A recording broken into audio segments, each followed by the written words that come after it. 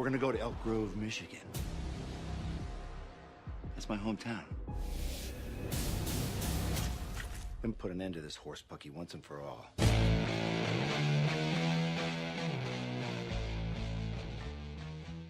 Deadites and screwheads, welcome back to Hail to the Chin podcast, the companion podcast that runs alongside the Ash vs. Evil Dead TV show. I'm your host, Dino Salter. With me is Steve. Hello. Unfortunately, we haven't got Sam with us. He's a little preoccupied with other things, but I think on the next episode when he's with us, I want him to dive into that because I've got a few things that I want to talk about that I've been personally up to. But one thing, Steve, before we go, yes. I want to just shake your hand physically across Skype. Congratulations on yourself and Sam smashing a great interview again with Dana DeLorenzo, man. Oh, it was an absolute pleasure. She is, she's wonderful. She's everything. She's brilliant, yeah. Yeah, she's everything you hope a celebrity will be when you speak to them.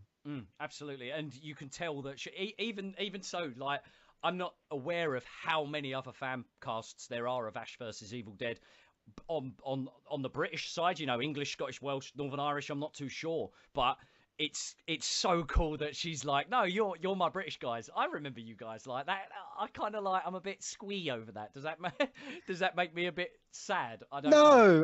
No, not at all. It's strange because obviously I've forgotten because we're a little bit behind here now. Sort of trying to catch up with the episodes because we've been busy, had all these projects. You've been to MCM London recently. Yeah. Sam has done a Royal Albert Hall, the Jurassic Park in concert. I've been doing some few bits and pieces over with Game Over Man Australia. So we've been a bit split. So we're catching up. And I kind of forgotten that actually, the last time I spoke to you, you know, really, we didn't really talk about the whole Dana thing. No, exactly. That's why I've deliberately left it out because I wanted to talk about it now because it's fresh. But it's so nice to see Dana coming in from our first interview. She was very excited. She was well talkative. If any of the viewers want to go back and have a listen to it, it was a fantastic episode. You can find it on season 1 of the episodes as well as on iTunes, and YouTube.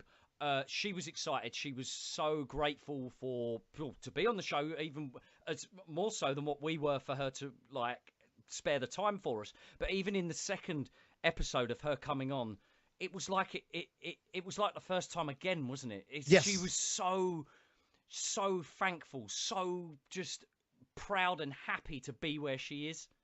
Yes, she's still got the enthusiasm. She's been on, obviously, the convention circuit. And, I mean, she's living what most people consider a dream. But how many people do you see, sort of like these celebrities that are living what we consider like the dream life, and they seem so bloody fucking miserable? Yeah. Oh, I'm talking to a bunch of people that really like what I do and stuff. It's like, oh, hi, you know, Mr. Harrison. I'm not going to say the last name, but yeah, we really love your films. Fuck off, kid. Yeah, it's like... exactly. But it's like, and it's this is nothing against her, but she can talk, you know. She really, and that just goes to show that she takes so much in and has so much to say when fans do interact with her and stuff. And it's really nice to know for something that we've obviously been dreaming of for years, all three of us, me, yourself, Steve, and Sam, you know, the sequel that we've always wanted to the Evil Dead story, essentially. And it's so great. I'm so happy to know that there's a cast member or even as a whole, like the whole cast in general, they're happy to be there. You know, it's not just another job. It's like, wow, this is Ash vs. Evil Dead. You know, Ray was just the same. It was like, we've been brought into this world of fandom almost that is so big that it just you can't ignore it. Considering the films are of such a cult status, it just goes to show that the cast being brought on to, I guess, something new to them, they've just been brought in with like open arms, and they seem as well so openly honest about how much affection that everybody's given them, and they're happy to talk to the fans. Yeah, I mean, you're a big sports fan. I'm a big sports fan. You know, I know most of our listeners have got that. They've got that team that's ingrained in them since birth. And Evil Dead is like that. It's something old. It's something cherished. It is, you know, you are fiercely loyal to Evil Dead franchise like you are to your sports team. And to have sort of like, you know, Dana and Ray come in, they're coming in as newbies to something very old and beloved.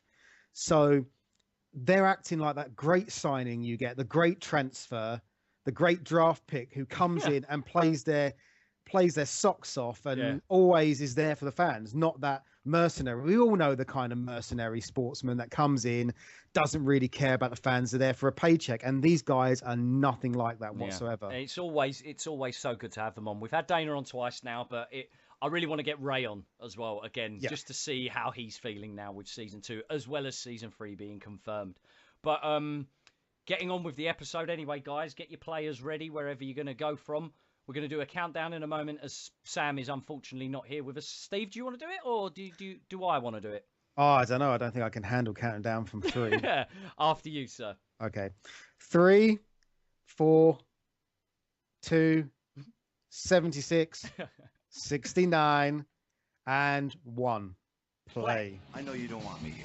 You know where the door is. We've seen how powerful my children have become. We've got to retrieve that Necronomicon before they get their hands on it. Where'd you put it? The best hiding place you could think of. I don't think we'll ever forget the cadaver scene ever. You know, it's absolutely engraved into the best bits of Evil Dead. Yeah. As just fantastic. It's as remembered as the Army of Darkness chainsaw pit scene. You know, it's as remembered as the tree rape scene. It will never be forgotten. Ash's head shoved up the arsehole of a cadaver and tree rape. Head rape from a butt. This is why I love Beautiful. this show. Yeah. It's that hallmark, cheesy, crappy. So it's self-aware. Oh, there you go. I want to speak to you about this in a second. It's self-aware, and it basically, the show is wonderful in the fact that it exists in a TV universe. This isn't real. It's fun. It's stupid. It's fiction. And I love the way they've been able to do that, especially the drug trip in the first season. Yes. You know, all the weird stuff like that. So obviously, we're a bit behind, but we had seen this episode when we recorded the Morgue commentary. And I was desperate to talk to you about it because obviously you keep talking about time travel and Army of Darkness, and we always say, how's the timeline working now? Well, because that's the end of Evil Dead 2, and it's not that's not owned by Universal and part of Army of Darkness, we are now for the first time having it confirmed that he did go back in time. And that is the first time that has been confirmed, because we haven't seen the not the robotic hand he's got now, you know, the whole weird like piston hand. Yes, we haven't seen that. What's interesting though is people need to approach the creation of Ash vs Evil Dead with new fans in mind. Not everyone's going to have seen the originals when they're going to be watching this, so they're going to be questioning, so why is he just fallen from the sky and like landed in like a desert looking area? What's all that about? They have to elaborate on it now. They have to. And I think it's a really good episode to sort of start doing that, because obviously the car montage, the fact the car's moving, so new fans that might not have seen all the films yet, they're now going to be answering the questions, and it looks like it's going to be a natural sort of like progression of expanding that backstory, just like this whole season is. Season 1 you started with the flashback in the projection kind of thing across the boxes in the storeroom. Now obviously Ash has gone home. You've seen Cheryl's bedroom. It's Ashy Slashy. What happened? What do other people think after he went to the cabin? So we're now exploring it, starting to see more. It's interesting as well, because as far as I'm concerned, massive Evil Dead fans will understand and know that in real life, Bruce Campbell absolutely hates the Delta. And of course, Sam Raimi applies it in everything that he possibly can as a little dig, basically, towards Bruce. But during season 1, I can't remember too much as to where it was emphasized that Ash was like in love with the Delta, like in love with the car, as much as we just saw in that like trippy scene just then. But it's just interesting, therefore, that people have then got to go back and be like, well, why is he in love with this car? And of course, because it's featured in all of the movies. Yeah. But it still, again, adds to something that people have then got to go back and find out about, and therefore implying that there is time travel involved, you know. So, and it's also hilarious because of the fact that Bruce Campbell must have hated making that montage to a car that he hates so much in real life. Well, it is great, isn't it? Because they always call it the classic. Yeah. And I think, you know, Sam probably would have called it the classic in a very positive sense.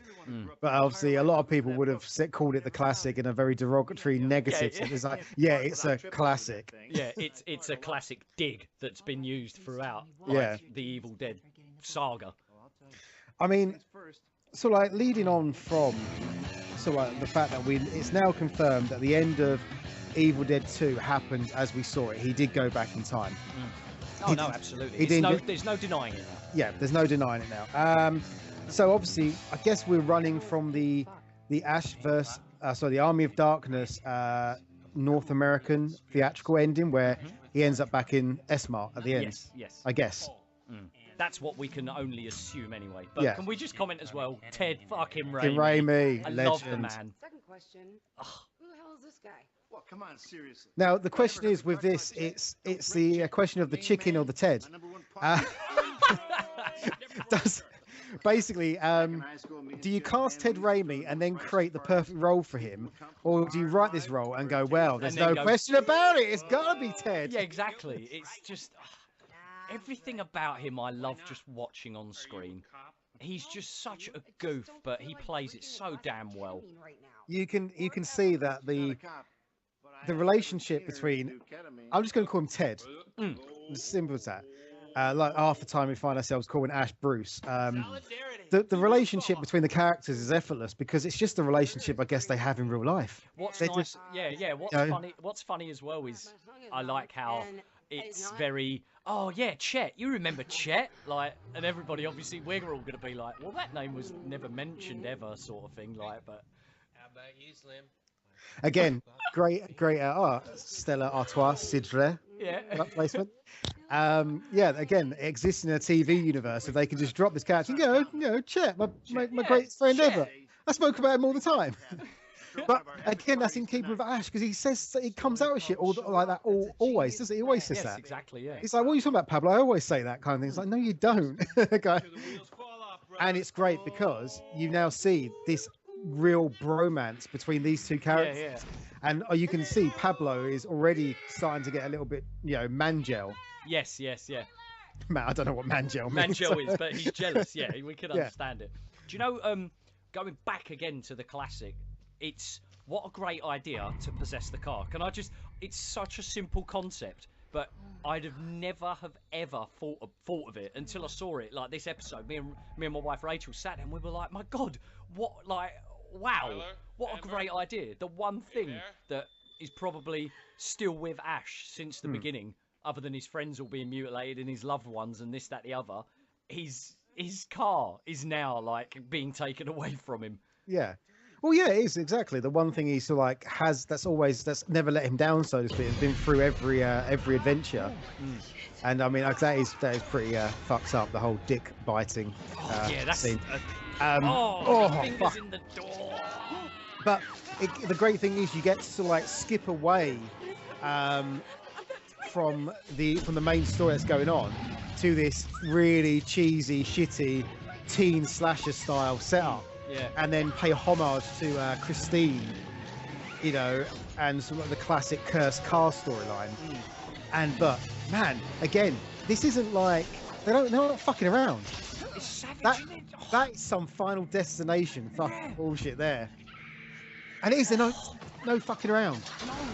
No, it's not Maximum Overdrive. Do you remember the Stephen King film? Yes, yeah. It's not that. No, this car is fucking fully alive. It's they made sure that they even enhanced it with CG, that it can pivot, it can do all these things. And I mean, I have never seen that. No, exactly. A sentient car, kind of like firing off its hubcap as a projectile weapon. Twisting to the side like it's aware that it has to create some sort of volume of thrust to be able to throw its hubcap away. Yeah, it wasn't just a scene where the car's driving and the hubcap spins off. Yeah. At him. It's actually like it's characterization, like bang. I still just can't get over how that comment. Sorry, the rice and beans are you doing? Like the both of them. Not old guys that smell like soup. It's wonderful casting and wonderful writing. Yeah, oh, it's absolutely fantastic, man. Now this is, you know, leaning towards. Was it last time you mentioned about someone playing Ash younger, or was that a conversation we had something else? I think that was Sam mentioned. He thought Matt LeBlanc could have played a young Ash. Oh, that was it. He put it on Facebook or something, didn't he? On the Facebook group we've got. I see. I always thought. Do you remember Buffy the Vampire Slayer? Do you remember Xander? I thought he could have done a pretty decent turn as a young Ash. Was it Nicholas Brendan? Was it? Yeah. Because he plays a very Ash, like Evil Dead 1 Ash character in Buffy. Yeah, and let's be honest as well. He has quite the facial structure for Ash too. Yeah. Most definitely. I wonder if it would be too weird to actually bring him back now, maybe. Xander Harris was his name, wasn't it? Yeah. Yes, yeah, I know the guy. Yeah, absolutely, great They shout. brought him in as like this kid that Ash doesn't know about. Would that be too weird? I'm guessing. Oh, I only hope. The age gap. I don't know what he looks like now. I don't know what he does now. But I'm guessing the age gap is plausible. It could work. What would be nice as well is if time travel does happen. Oh, it yes. Would be interesting to oh think my that... fuck! You know, can you imagine if Ash now went back into Evil Dead 1, like went back to the cabin then, and like met Ashley. He just survived. It would be. I kind of had the idea that it was as if Army of Darkness did happen, and he's got a son that ended up becoming king, which could be interesting. I stole a cream color 1973 Delta 88 Oldsmobile. Oh, I don't know. I think it's both plausible. Both intriguing enough. Yeah, but yeah, if they ever, then again, I don't know because he's not. Because I think they missed the boat on that. Maybe when Buffy was at the top of its game, that would have made sense. It could have had Nicholas Brendan as Ash Williams circa like 1981 to go back to, but now the age gap is probably not. Could I just comment as well how funny that little scene was where he's got the kids? So I'm going to play Never Have You Ever. Never have I ever stolen a blah blah blah blah blah blah. No one raised their hands. Just so blunt and stupid. Exactly, straight to the point. It's so specific. His detective skills are incredible. So we can both agree this car ain't coming back, right? I love how as well he's still, to this day, is very, I don't know, pathetic at guessing a Deadite almost. Okay. She's just pulled a chunk of her hair out and he's still like, oh yeah, game, like, whatever. Yeah. Can I say that Ray looks pretty good for not sleeping in days and feeling pretty shitty? He doesn't look tired or anything. Hey man, I know what you're going through. I had some super dark thoughts too after my Uncle time Ted. at the storm. Oh yeah, you in the army? I don't like to put labels on it. Not comfortable with that, but shooting at jihadis affects a man, How did you get past The hand motion shooting jihadis affects a man. See, this is classic Ted though. Problems and one by one, and you solve them. Like friendly fire mishap. Explaining his own story and coming up with his own solution to it. Like disregarding Pablo entirely. It just keeps that running theme of if you've already set up a universe like you had with Evil Dead 2, where basically it's a fucking cartoon. It's like a Looney Tunes cartoon because it's like Three Stooges. So yes, exactly. Yeah. Going into the series, you can have these wonderful characters like Ted Raimi's, where he's basically a cartoon. Yeah. Absolutely. More like you. Over the top sound effects and this, that, the other. Yeah. Perfect for him and stuff. So what does that mean? It means you just roll with the punches. You don't need a job, a boyfriend, or a home. Well, I have a home. No, like a station. That's a great line there because that's sort of setting up for what we're going to see and what Dana was saying as well. The journey of Kelly's character throughout the season. That line pretty much, this whole scene's setting it up now. That's the catalyst for, because Dana was alluding to a lot of stuff about. Of course, yeah. She was completely just tagging along for the ride sort of thing. I still think this is a fantastic episode in my opinion, man. The whole possessed car thing, just burning round the corner, roaring flames. It's so good. Such a brilliant idea.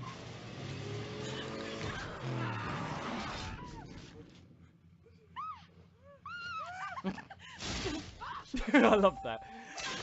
It's so funny, like completely self-aware. The girl's like getting excited and the car's still like, fuck you, you didn't do anything. Just flaring flames up from the gas pedal. And they're jumping around this.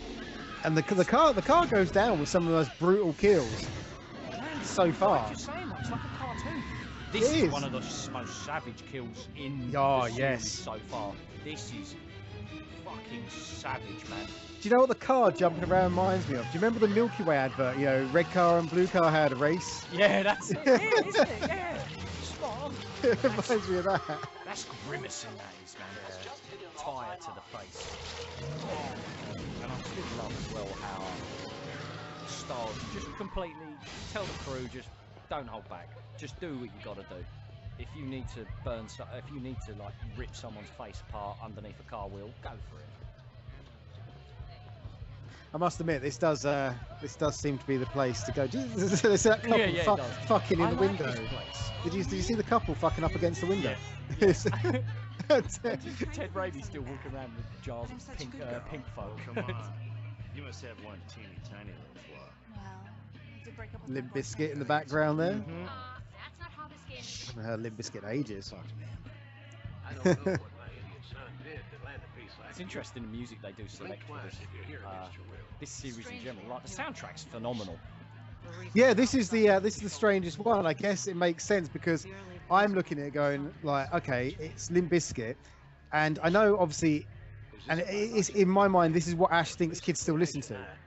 That's all I'm thinking because obviously everything else in it is that classic rock that fits AC/DC and that, you know, the Eagles. Fits Bruce's age. Yeah. Kind of thing, and he's put on this party to get all the kids in there, and now suddenly out of nowhere you've got new metal, which obviously we've not heard in the entire series. So in my mind, this is what Ash thinks kids listen to, as part, because he's, you know, what, 16 years out of touch. waving me in like a Keep the gene pool away from you. Don't you like me? Nobody likes you. That's why I didn't want you at this party. I am a fan of this whole relationship that Brock and Ash have together. Like it's love-hate. They don't like each other right now, but at the same time they're still keeping it sort of together, if you know what I mean. There's like, you are my father, you are my son, but still I dislike you. Yeah. But there's only one way to settle the disputes like this.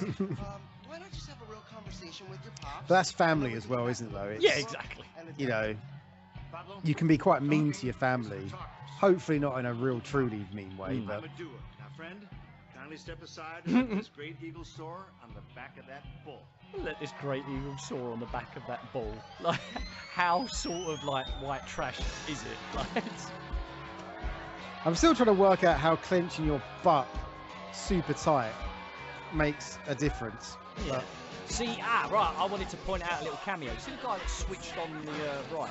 He looks exactly like the soldier from Army of Darkness that Ash walks up to and he's like, do you want some? Do you? Huh? Like, and he's like antagonising him, you know? Oh, yeah? Yeah, he looks exactly like him, man. That's the guy with the little ratty kind of beard. That's and it, he's got a long moustache. Yeah, like lanky kind of hair. Yeah. Have you ever ridden one of those before? I did once, but it wasn't as good as that. It was a crappy one down on Brighton Pier. Oh, really? So it's designed to throw you off in about 3 seconds. Yeah. Actually, no, less than 3 seconds. Now, is the guy with Brock that has the Highland shirt on with the 2 axes, is that the blacksmith from Army of Darkness? I don't know. You probably have to like IMDb that, because I know obviously Danny Hicks and I can't remember the blacksmith's name as an actor. They were both in My Name Is Bruce, weren't they? Yeah. Oh yeah, of course, yeah. Strange gay couple. Which is out of nowhere. I don't know there's anything wrong, anything wrong with that. No, of course not. It was just a really random thing. What are you doing, I do like this little sort of Trying to come up with another plan. what can I call it? Like a duo sort of thing that's starting between them, and it's cool as well for like a perfect way of empowering two, I guess, action heroes. I want to call them. I got a plan B. You know, she's Xena, and we've got our own Kelly here. If you're going to empower women, do it properly, like Ash vs Evil Dead, not like Ghostbusters. Yeah, no, completely agree. They can even summon up Baal. I mean, But Ghostbusters all round was just a piece of shit. Simple as that. The film was a piece of shit. That script, even with Jonah Hill, Seth Rogen, it would have been a piece of shit. It was a piece of shit film. yeah. I want to know. But yeah, I know what you're saying, because this is far better with obviously sort of Ruby and Kelly. So like they have that you know, sort of like Sarah Connor, you know, Ripley style. And they kind of want to do things their own way. Yeah. You know, Kelly's got, like she said, well, I guess I have a home now, where before it's like she had her own direction, isn't it? And of course Ruby is here because, well, she needs Ash. But then at the same time, Ruby still wants to go on her own, and, well, exactly what it seems to be planned, or what they're planning at least now. Careful, Pop. Don't throw your back down. I mean, there's still a lot coming up, because obviously with the trailer, there's all these weird sort of like little kooky scenes. Have you seen that scene where he's got the hand puppet? Yeah. It's like, where's that Very gonna come? Yeah, it is, isn't it? Yeah, well, Yeah. like Quarantine, where Rimmer has the hollow virus. That's it, yeah. Where's that gonna come? You know, how's that gonna play into the show? I don't know. Oh, exactly. Very strange. Ash really taking it on his chin.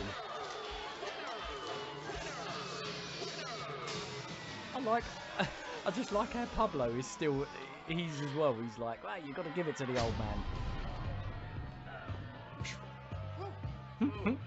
All in the ass, son. Clench those cheeks together nice and tight. I'm not sure though. Anyone would still be standing after drinking No, exactly. that amount of Pink fuck. pink fuck. You're doing this to me again. We always was a sore loser. I'd like to think if there's ever like a release party for something of Ash vs Evil Dead, they will serve a safer version of pink fuck. Yeah. Well, I did my best, son, but somewhere along the line... I don't know though. I have tried mixing sort of like vodka and pink lemonade before, and it is disgusting. Oh no, that sounds disgusting. It is absolutely disgusting. The same thing, say it. Uh-oh. Killed those kids. And Sorry, yeah. Took my daughter. Brock laying it down to Ash. you think I killed Cheryl? You think I killed my own sister? What do you want me to believe? That it was the monsters? Yeah, Dad. Because it's the truth. God damn it. For once in your life, take some responsibility. You're the monster, Ash. You killed them all, and then you took off and left me here to die alone. I had no choice, Dad. I like as well how Miserable son of a bitch. very uncaring That's why Mom Brock's left you, voices or even his mannerisms. He's not over exaggerating anything. He's just telling it how it is, and that's, well, in reality, that's how we can see Ash's dad being, really. You know, he's just essentially like Ash, just ignorant. Yeah. Well, not ignorant, but kind of selfish. But at the same time, he's made his decision. Pff, that's it. So like it and lump it. I'm not going to waste my breath on you. Yeah, we didn't pick it. Love the way he's just popping like a Viagra there. Yeah, just done. She's a Deadite. Okay, what And the penny drops. Yeah. I like it. It's just like, fuck this, we get drunk. This is your plan. I love that. That style of acting that Bruce Campbell does just there, where he's almost childlike, you know, when he was fiddling with the shot glass, and just a little wink and a nod, like, eh. It's very kooky, isn't it? It's very Stooges almost. Yeah. I think Bruce Campbell could do a very, very good sort of like role in a film that basically is, it's a spin on the whole Donald Trump running for president. Yeah. Bruce could play a character very similar running for president really well. Oh, definitely.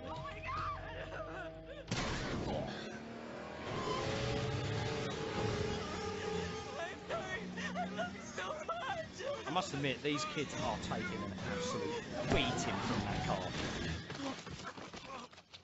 Like, we're now what, 20 minutes into the show, and the car is still like going up.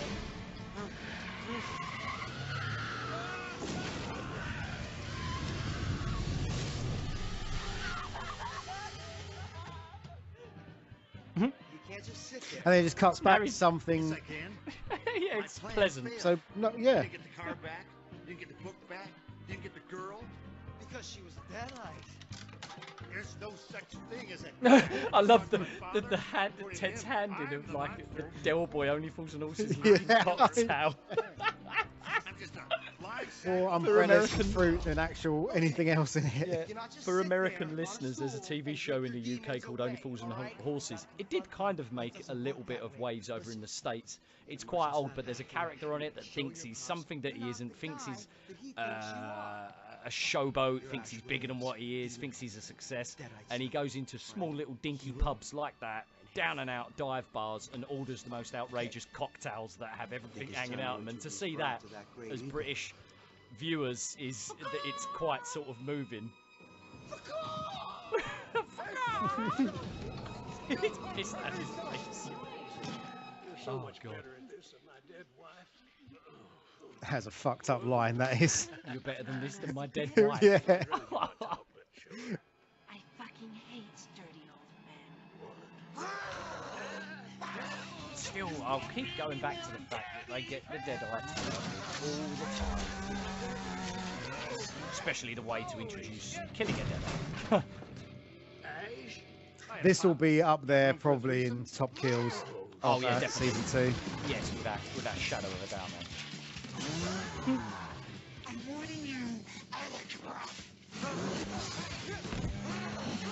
Such a great little battle, isn't it?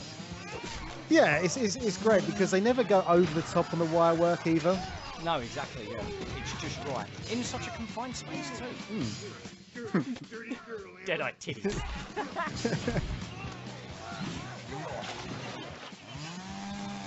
What an imaginative kill, though, like. Yeah. How awesome. I saw an interview once with Tom Savini, and he was saying about like the work he was doing on certain films, and the request was basically just come up with ways to kill people, and then make it work. This is my day job. And I It think looks cool in that shot there. He hasn't got his electronic hand on in the toilet, or his robotic wrist clip. It's nice to see the chainsaw with just the sleeve. No, wait. Trying to hide like that. Massive it's face. one of my favourite scenes. Look, I can explain everything. Lumping the head behind the bar. So good. Stop, you damn morons! My son is a hero. You hear me? He's a hero. Oh, Brock. You really mean that, Dad? You think I did not see this coming. No one did, mate. Nobody saw this coming. Oh, actually, It wasn't until he says, well, yeah. It's actually so quickly done. Even when he says, like, he's about to say something you think's really ultra important and poignant, but relieved to see what an honorable man you've become. I don't think you see it coming. Because there's something I've kept from you. What is it, Pop? Something so vital that the fabric of your life may begin. And the fucking It's such a and it's not even just run over. I mean, his fucking head is like mash. popped open like a fucking meaty watermelon. It's reminiscent. How funny as well.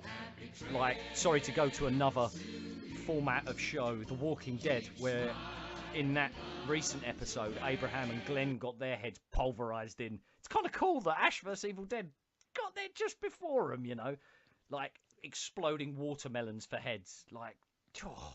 I don't know. I don't watch that show. No, but still, like, Yeah.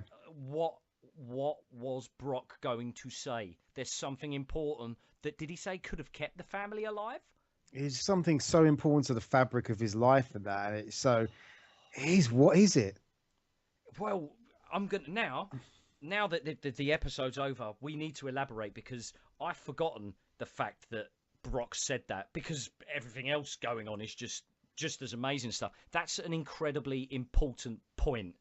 There's something I need to tell you.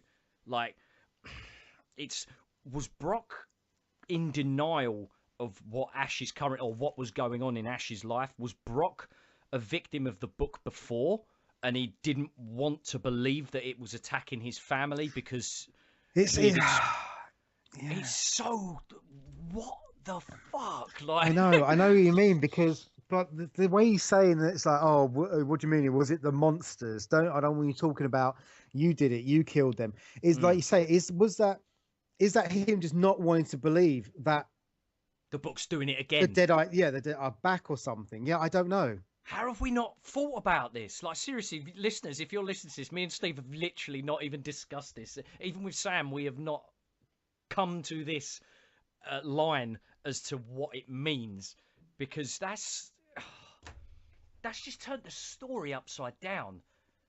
Because, okay, Brock's Ash's dad, we know that, or do we know that? I guess he is Ash's dad. We can only assume, but still, like, he refuses to believe the monsters. He's still, he almost, it's as if the fact that he saw Ash kill the Deadite in the toilet, in the bathroom, or whatever you want to call it, sorry, it's almost as if, like, I really can't escape what's happening now. I can't escape what I've assumed is going on, you know. I can't escape as to why Ash is ashy slashy, etc., etc. Yeah, you're right. Maybe he was just hoping that his son had gone insane, and that this evil that maybe he had dealt with at one point in his life hadn't returned, and his son was just crazy. So what do we know about Ash's mum? Did she die? Is she dead? Hold on a minute. Didn't she run off with someone? That's what in the story. Well, he says he says dead wife in the toilet cubicle. Yeah, right. That's all we know. Don't know how. I can't remember, because I haven't been thinking about it. It's a bit like it's red car syndrome, you know. I haven't been thinking about red car, so now I'm thinking of it. It's like, Christ, right, shit. If I watch through all the some of the episodes, will I see some more hints now? I'm thinking of it. Yeah. Did Brock go to the cabin all those years ago and have to kill his wife because he found maybe that cabin was just a go-to for kids in the Michigan area as to where they live? Oh man, this just opens up so much more. This is crazy.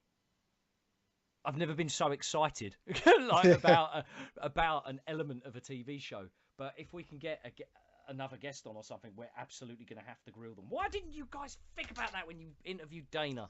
Because they're not allowed to give away spoilers anyway, yeah, numbnuts. True, I guess.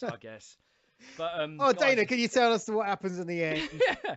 Guys, anyone who's still listening, this will be interesting to discuss. Get on our YouTube channel on Hail to the Chin, and also on Twitter at Hail2 the Chin. If you've a long-time listener, you will be aware of the exact handle for the Twitter. We need to start discussing this as theories in general. It must be on Reddit somewhere as well, you know. Yeah, I think we need to get a discussion going before we find out, because obviously we're on episode 3, and episode 6 airs in 24 hours time. Exactly, yeah. So and this won't be on YouTube until what? Probably about, you know, a day after episode. Yeah, exactly. Yeah. So it's something to discuss. But guys, thanks for listening. We do apologise that it's a little late, but if you are an avid listener of us, thank you very much for taking the time to listen back to an episode and listen to us ramble on about our thoughts on Ash versus Evil Dead. But like I said, you can catch us on Twitter, Hail2 the Chin. Podcast, just Hail to the Chin, isn't it? Yeah. On YouTube you can get us Hail to the Chin. You'll be easy to find us with the logo or the avatar that we also use. You can get us on Twitter. We're everywhere on social medias. But Steve, before we go, is there anything you wish to add? No, I'm just really excited to get episode 4's commentary recorded, so like early next week, and get that up, and we should be hopefully back on schedule. Back in sync. But yeah, guys, thanks for joining us. And I guess until next time, goodbye, primitive screwheads. Peace out. We gave peace a chance. Now it's time for war.